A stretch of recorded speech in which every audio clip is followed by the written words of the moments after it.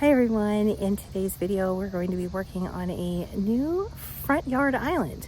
Not like we don't have enough garden beds, but we have some things that we want to get planted there, and it meant that we needed to create another flower bed. So I'm going to show you what we're working on.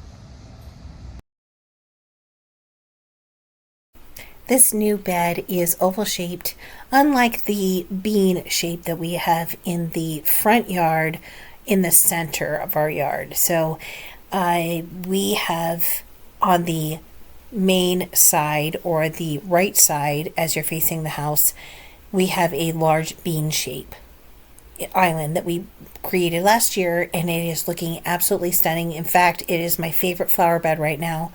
And we decided that we were going to create another flower bed on the other side of the driveway. So on the left-hand side as you're looking at the house, because that area doesn't have a lot going on. It has the mailbox, it has our area where we hide our garbage cans, but there's really not anything in that area over on this side.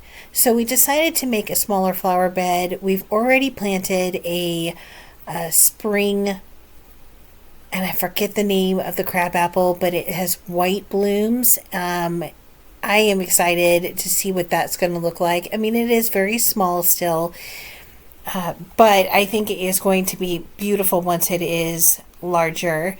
It's 3 through 8. It is a crabapple, and we already have a crabapple on the other side, so this one is going to match that one, except the difference is that we're going to have white flowers instead of the pink that is on the other island. So what we've done is we dug up all of the grassy area and pulled out as much as possible. Now we've also taken some of the grass clippings and we've put it underneath the cardboard to give it a little bit more of a rounded mound habit. We are going to add some dirt, which right now you're not seeing us adding dirt. We're just adding cardboard to the top around the crabapple tree. And the reason why is we just don't want to over mulch that area because the tree is already planted, and so we don't want to put dirt on top of that and cardboard and mulch, because that would make the crown suffocated, and we don't want to do that. So we're making it a little bit more shallow where the crabapple tree is.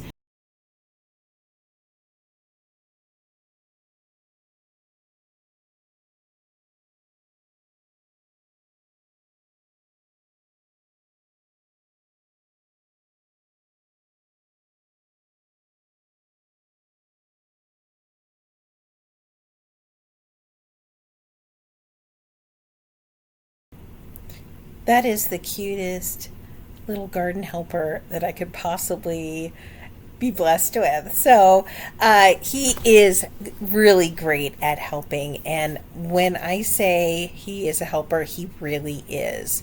He does not shy away from any type of garden work. And it's so cute. He always wants to comment on my videos. And I have been a little bit gun shy on doing that. I didn't want to put him out there, but he really wants to be out there. I got permission from my daughter just to make sure that I wasn't doing anything that would upset her, and that's really important. I want to be able to have him in the garden videos, not really focus on him, but he was the one that just went up to the camera and started talking. So I wanted to leave that in there because he really does deserve to have a little bit of recognition for all of the things that he does in the garden. I mean, I cannot complain. He even weeds for me voluntarily. He'll just go out and pick a weed, knowing full well that Nana needs it gone. So he is definitely a gem. So we're just continuing to keep mulching this area. We are getting to the point where we need to take a break from this project because we need to move around some dirt on the other side, we're going to have to get the crepe myrtle. We've got a lot of different things going on, so we're just doing a little bit more mulch just to kind of cover the rest of the mound on the other side. I will be smoothing this out. He's doing it a little bit with the shovel right now, but we're really going to try to get it all smoothed out and ready.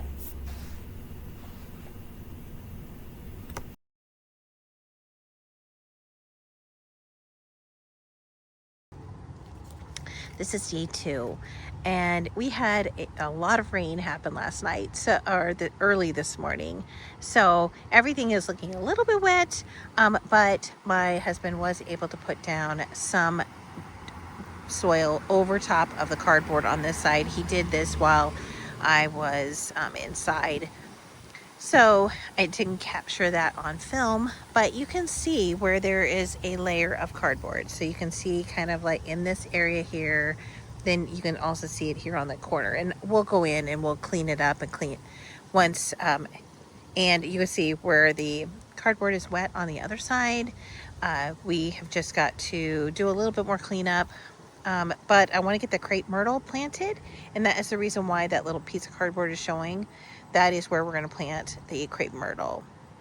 And then I think we're just going to let it sit for the rest of the season, not plant anything else in here, just kind of really allow the cardboard to do its work on keeping the weed suppression down and killing off the remaining part of the grass that is under here.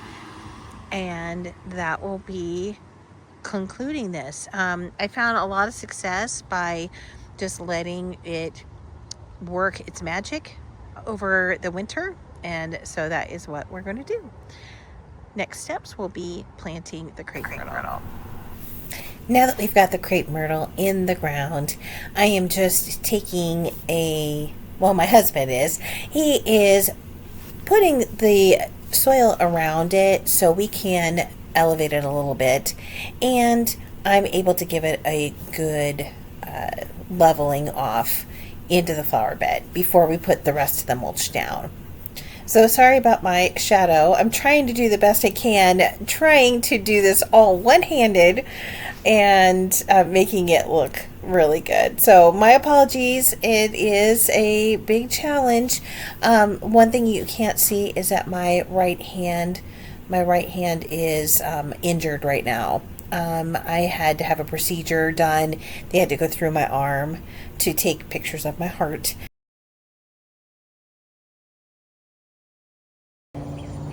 Okay, so now the last step is we're just going to get some added mulch around the rest of this garden bed.